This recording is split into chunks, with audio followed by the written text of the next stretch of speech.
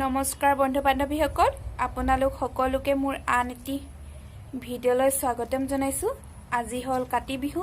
ৰাতিপুৱা ঘৰৰ সকলো কাম বন কৰি আজৰি হৈ ভাত পানী খাই বৈ আজৰি হলো।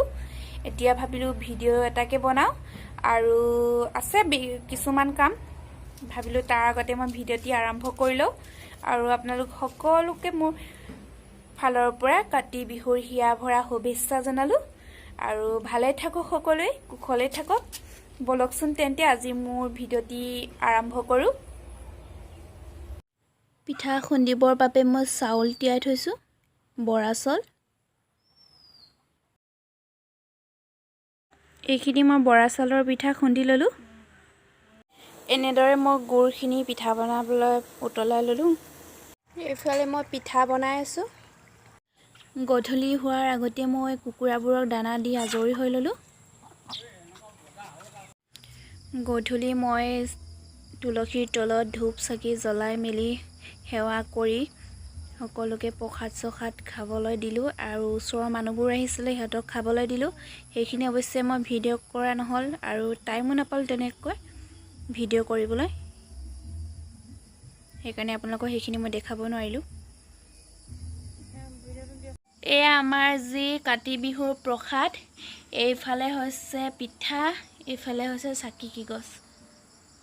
পেহীহঁতৰ ঘৰত আহিলো। পেহীয়ে গৰম গৰম চাহ দিলে, চাহ খাই লওঁ আৰু এইফালে পেহীহঁতে খাই আছে, এইফালে পেহা, এইফালে ভণ্টিজনী, এইফালে ওচৰৰ বৌ এজনী, এইফালে ভাইটি এটা, চবে আমি এতিয়া গধূলি চাহৰ জুতি লৈছো। খাই লওঁ চাহ আৰু এতিয়া ৰাতিলৈ খাম আজি হাঁহ দিওঁ আৰু দেখুৱাই আছো আপোনালোকৰ ৰেচিপিটোৰ লগতে। হাঁহ মাংস বনাবলৈ বায়ে আলুখিনি ফ্ৰাই কৰি লৈছে ফাৰ্ষ্ট আৰু পিছৰখিনি দেখুৱাই আছো আপোনালোকক। এইফালে লৈছো কটা পিঁয়াজ, এইফালে লৈছো তেজপাত, এটা ভোট জলকীয়া আৰু জিৰা ধনিয়া গুড়ি আৰু এইফালে আছে ৰেড চিলি, এইফালে আছে গোটা গৰম মছলা আৰু এইফালে আছে পিঁয়াজৰ পেষ্ট এটা, এইফালে আদা নহৰু পেষ্ট এটা।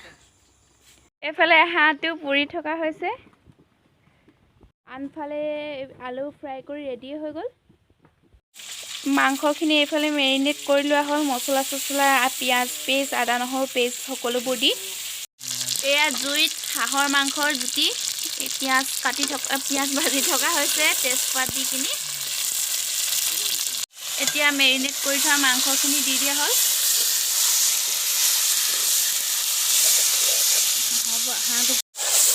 মাংস ভাজি থকা হৈছে, দেখিছেনে কিমান তেল ওলাইছে। এতিয়া আলুখিনি দি দিলো, আলুখিনি দি অলপ টাইম ভাজি পানী দিয়া হ'ব। আমাৰ চব্জি উতলি আছে। এয়া আমাৰ মাংস ৰেডি। আজিৰ ভিডিঅ'টো চাই আপোনালোকে কেনে পালে জনাবচোন। লগতে মোৰ চেনেলটো প্লিজ লাইক কমেণ্ট শ্বেয়াৰ আৰু ছাবস্ক্ৰাইব কৰি দিব। লগতে বেল আইকনটো টিপি দিব। ছাবস্ক্ৰাইব কৰিব কিন্তু নাপাহৰিব দেই। ধন্যবাদ।